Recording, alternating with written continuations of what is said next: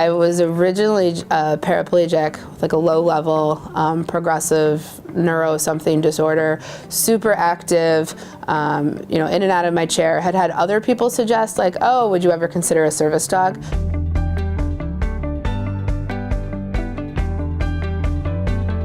Karen Smith, who has a dog from NEADS, she kept coming to visit, and I knew Ginger, and I knew what Ginger could do, and I have another friend who has a seizure alert dog, and so between really the two of them watching what their dogs could do, and when they kept coming to visit and like doing a little bit more of, okay, you drop that, we're gonna let the dog pick it up for you, that sort of thing, I was like, I kind of need to consider this. I received an adorable picture of Sasha posing, of course, for the camera, and it was like love at first sight.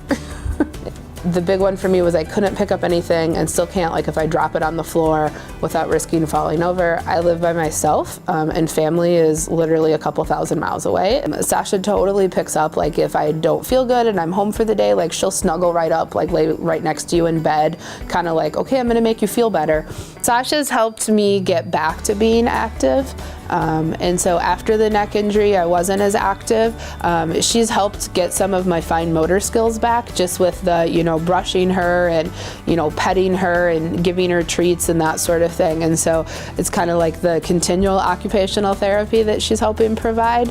She's also really good at recognizing like when I'm sore and like, here, let me come lay on that part of you that's sore. I would say she's kind of like that bonus addition, like she's my service dog and that's her primary role, but she very much is a help for the students, and students know it, and we've had students kind of come seek her out. I've had students who, whether it's like stress or emotions, they'll kind of break down and start crying, and as I'm like, you know, hunting for the Kleenex box, Sasha will get up, and several times she's gotten up and just walked over to the student and like laid her head in their lap. She gets play dates with Jonathan the Husky, the real one.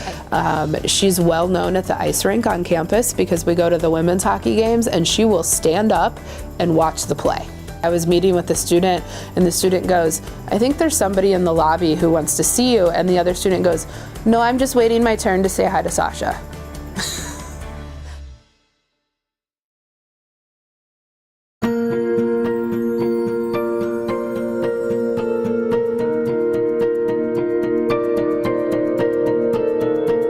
To get diagnosed with something you're born with at 54, clearly medicine hasn't been able to give me a lot.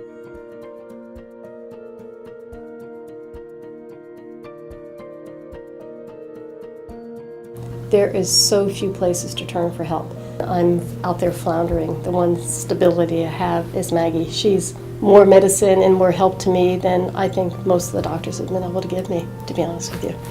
And I couldn't imagine what life would have been like without her. When I came home with her from NEADS, she was sleeping on the side of the hospital bed. But then 6 days after we came home, I had stopped breathing in the middle of the night. And I woke up at 4 in the morning thinking she was on my chest, wondering why would this dog sit on the top of my chest? Because something feels horrible. Finally got myself awake enough to open my eyes to realize she wasn't on me, she was next to me licking me. People really don't understand what a service dog can do.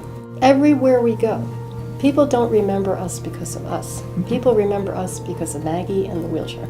She just has a way of bringing out emotion and goodness of people, and we literally live day to day. And you know, every morning I wake up, I'm grateful to be here.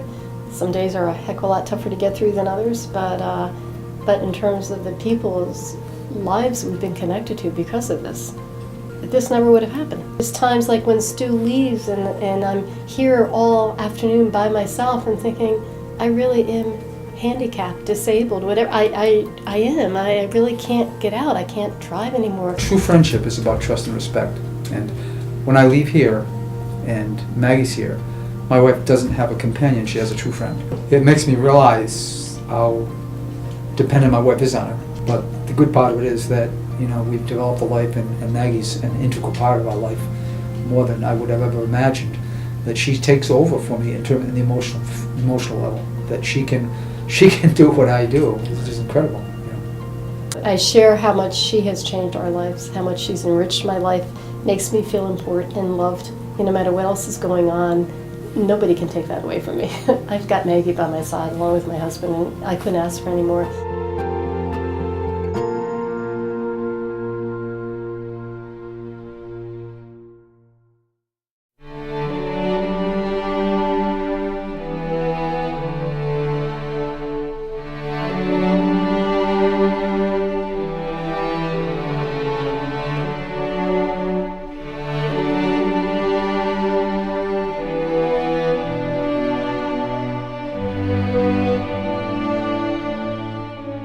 My name is John DeRamo. I served in Iraq in 05-06 as a sergeant. I came home and I worked full-time for the Guards. In 2008, I was medically discharged.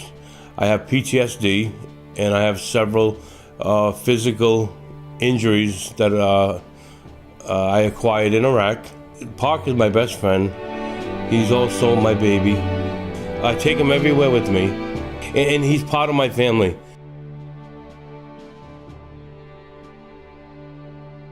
For several years, I've stayed in my room. I didn't leave my room. If I had to go to the store, if I couldn't get my sister to do it or my mother, I'd get up, get in the car, go right down the street, get something, come back, go back in my room. Doctor's appointment, leave my room, go to the doctor's appointment, come back, go back in my room.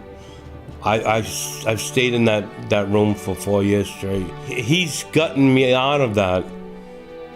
He's helped me emotionally. I'm not afraid of anything, but the nightmares scare the hell out of me because I can't wake up out of it. The dog wakes me up out of it, and they say, well, they're not trained. He does it. They have a sense. Now, physically, I'm hurt with my hip, a new hip, and I drop something. He comes and picks it, and I don't tell him. He comes and picks it up. You know, he'll come over from the other side of the room and see something, pick it up. His safety is before me. He makes me laugh. He knows when I'm sad. I have to take care of him. But the crazy thing is, he's taking care of me. Park has made such a big difference in my life that, one, there'd be no replacing him, and two, he's gotten me through so many bad times and made so many good times. He's irreplaceable.